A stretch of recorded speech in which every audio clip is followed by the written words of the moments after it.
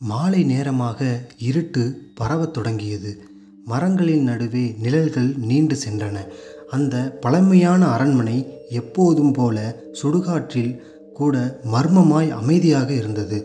இந்த அரண்மனைக்கு பக்கத்திலேயே 3 பேர் கொண்ட ஆராய்ச்சி குழு அந்த மாலையில் அங்கே முகாமிட்டனர். ஆவிகளை பற்றிய உண்மையை வெளிக்கொண்டு வர அவர்கள் முடிவு செய்தனர். 18ஆம் நூற்றாண்டில் அந்த அரண்மனையை ஒரு கொடிய மன்னர் நிர்வகித்தார். அவருக்கு தனது அரசு ஆட்சியை நிலைநிறுத்த தாகம் இருந்தது. எதிரிகளை ஒழிக்கவும் மாந்திரீகத்தின் மூலம் தனது ஆட்சியை நிலைநிறுத்தவும் பல மனித பலிகளை அவர்கள் அர்ப்பணித்தனர். ஆனால் ஒரு நாள் மக்கள் கொந்தளித்தனர். மன்னர் மற்றும் அவரது குடும்பத்தினரை கொடூரமாக கொல்லப்பட்டார். அந்த மரணங்களில் ஏற்பட்ட பயம் மூடிய ஆவி சக்திகள் அந்த இடத்தை விட்டு வெளியேற முடியாமல் அந்த அரண்மனையிலேயே தங்கிவிட்டனர். அந்த அரண்மனைக்கு இடையூறாக குழுவினர் பிரசேவித்த ஒரு பழைய இரும்பு கதவை திறந்தார்கள். திடீரென்று காற்று நிறைந்த பெருமழை, மின்னலுடன் கூடிய மழை பரவியது. அவர்கள் ஒவ்வொரு அறையாக ஆய்வு செய்ய தொடங்கினர். அறை ஒன்றில் செங்கல் சுவர் முழுவதும் இரத்தத்தினால் எழுதப்பட்ட மந்திரங்கள் நிரம்பியிருந்தது. அந்த வார்த்தைகள் புரியாத மொழியில் இருந்ததால் அவர்கள் ஆராய கொஞ்சம் கஷ்டமாக இருந்தது. அது உயிரை பறிக்கும் சம்பவங்களை குறிப்பது போலவே இருந்தது. திடீரென ஒரு ஆராய்ச்சியாளரின் கை தடுமாறி ஒரு பழைய தட்டின் மீது மிதிக்கப்பட்டது.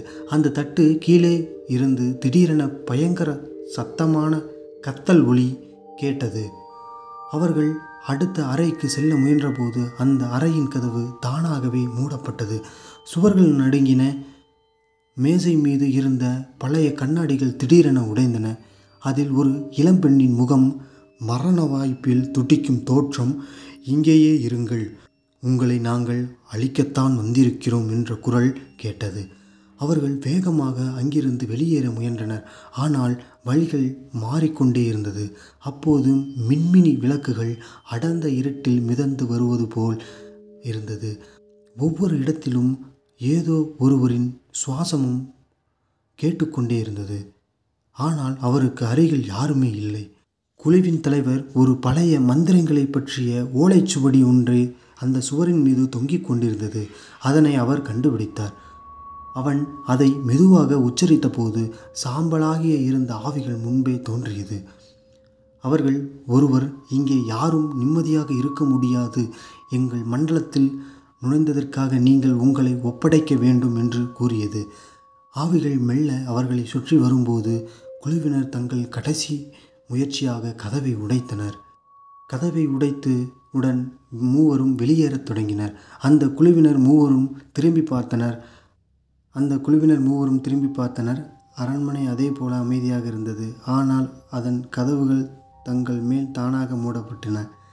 ஒவ்வொருவருக்கும் மனதில் ஒரே கேள்வி: அரண்மனையில் சாபம் முடிந்ததா, அல்லது அதே பயங்கர சக்திகள் இன்னும் மேலும் வலுப்பெற வாய்ப்பு இருக்கிறவா என்ற பயத்தில் ஆராய்ச்சியை முடித்து கொண்டனர். இந்த கதை உண்மையா அல்லது கற்பனையா என்ற சந்தேகம் இருந்தால் நீங்கள் கமெண்ட் செய்யுங்கள். இதுபோல வீடியோக்களை தொடர்ந்து கேட்க நம் சேனலை சப்ஸ்கிரைப் செய்யுங்கள்.